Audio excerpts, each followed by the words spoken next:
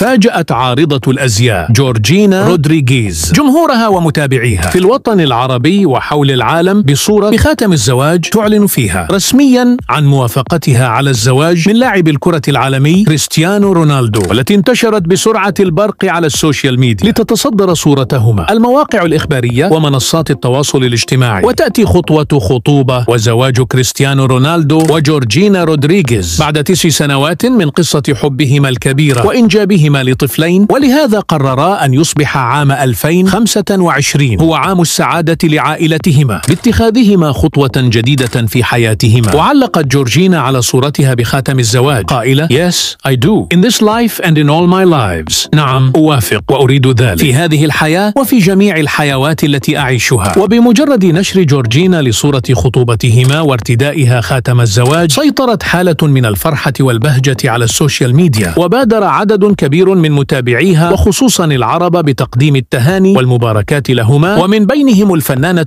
آيتن عامر التي علقت قائلة حاسة إني عايزه أعيط من الفرحة مش عارفة ليه، صبرتي ونولتي، وغيرها من التعليقات الطريفة من قبل الجمهور. وتعد قصة حب جورجينا وكريستيانو بدأت منذ 9 سنوات، وبالتحديد عام 2016 في مدريد بإسبانيا، إذ كانت تعمل وقتها في متجر غوتشي، إذ جمعهما لقاء عابر تحول إلى علاقة صداقة جدية ليعلن ارتباطهما رسميا في عام 2017. أنجبت جورجينا رودريغيز طفلتها الأولى آلانا مارتينا في نوفمبر 2017، ثم رزقت بتوأم في أبريل 2022، إلا أن الفرحة اكتملت جزئيا فقط، حيث فقد الثنائي مولودهما الذكر أثناء الولادة، فيما نجت شقيقته بيلا إسميرالدا. فما رأيك بإعلان خبر الزواج هذا بعد 10 سنوات قضوها مع بعضهم البعض؟